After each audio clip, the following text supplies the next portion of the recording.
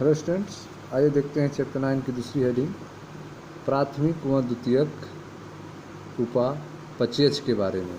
प्राथमिक और द्वितीयक उपापचयज क्या होते हैं, तो आइए इसको ध्यान से समझते हैं। रसायन विज्ञान की एक महत्वपूर्ण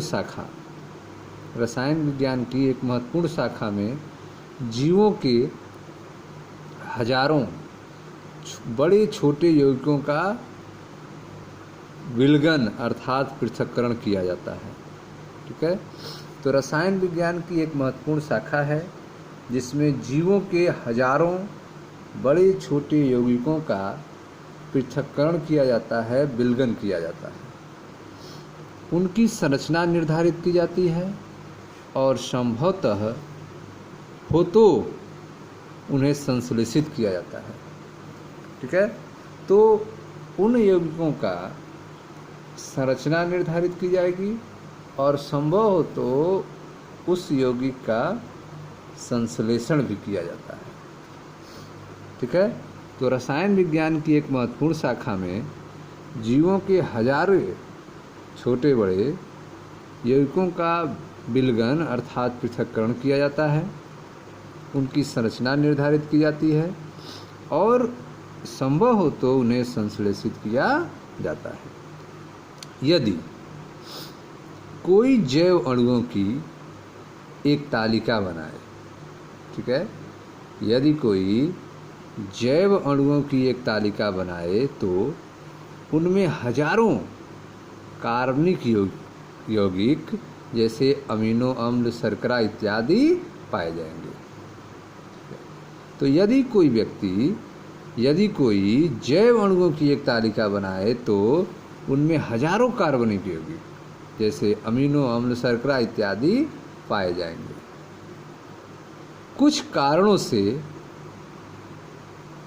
जिन्हें खंड 9.10 में दिया गया है को हम उपापचयज कहते हैं। ठीक है, तो यहाँ पर उपरोक्त सभी श्रेणी के इन यौगिकों की उपस्थिति को जिन्हें 9.1 में दर्शाया गया है, कोई व्यक्ति प्राणी ऊतकों से ज्ञात कर सकता है। इन्हें प्राथमिक उपापचयज कहते हैं। ठीक है, तो यहाँ पर प्राथमिक उपापचयज और द्वितीयक उपापचयज यहाँ पे टेबल में बना हुआ है। एक टेबल है आपका तालिका 9.3 देख लेते हैं, द्वितीयक उपापचयज का फिगर है।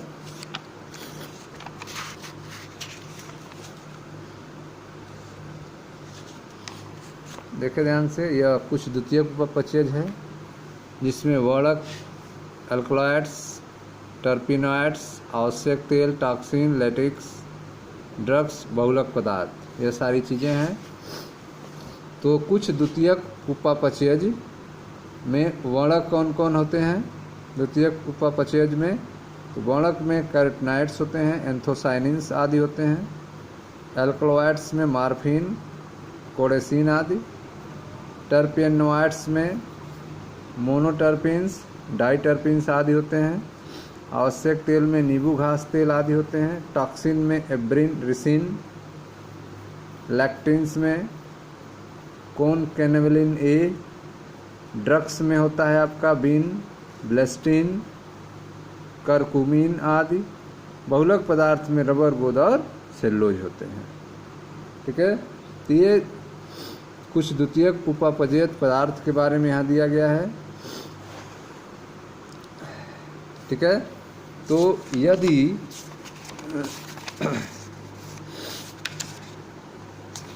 देखें ध्यान से, यदि कोई व्यक्ति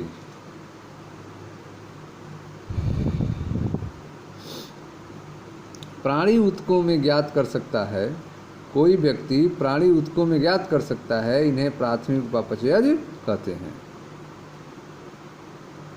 जब कोई पादप, कवक व सूक्ष्मजीवी कोशिकाओं, ठीक है, पादप, कवक व सूक्ष्मजीवी कोशिकाओं का विश्लेषण करे तो उसे इन प्राथमिक उपापचयजों के अतिरिक्त हजारों यौगिक जैसे कि एल्कलॉइड, फ्लेवोनॉइड, रबर, वाष्पशील तेल, प्रतिजैविक, रंगीन वर्णक, इत्र, गोंद, मसाले मिलते हैं। इन्हें द्वितीयक उपापचयज कहते हैं।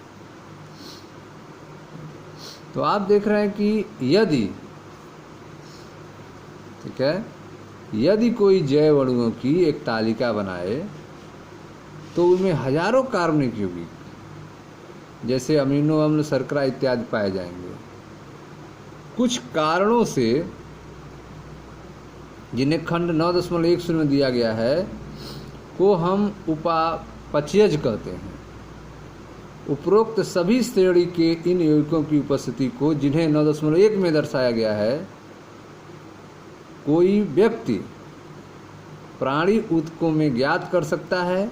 इन्हें प्राथमिक उपापचयज कहते हैं। जब कोई पादप, कवक और सूक्ष्मजीवी कोशिकाओं का विश्लेषण करे तो उसे इन प्राथमिक उपापचयों के अतिरिक्त हजारों यौगिक मिलते हैं। इन्हें द्वितीयक उपापचयज कहते हैं।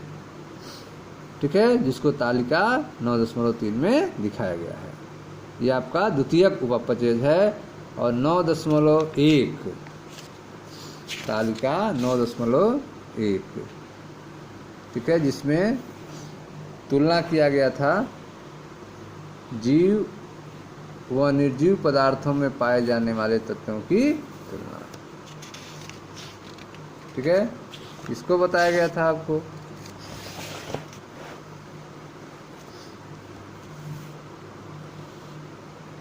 आगे देखें,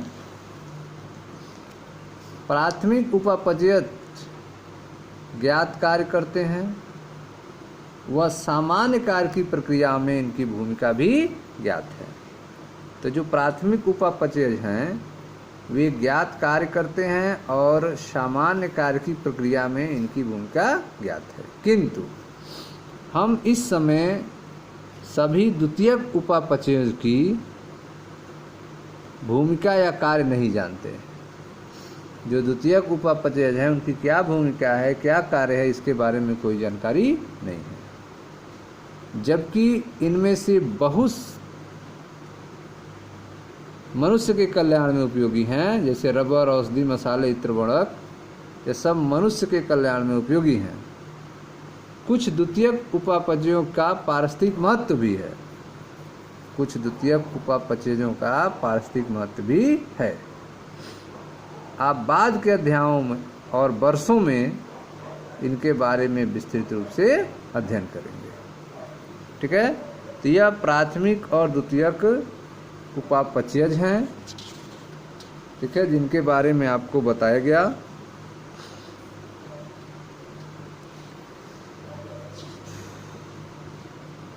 जो हमारे लिए अति उपयोगी हैं। आगे देखते हैं स्टूडेंट्स बृहद जैव अणु के बारे में। मिलते हैं नेक्स्ट वीडियो में। Thank you.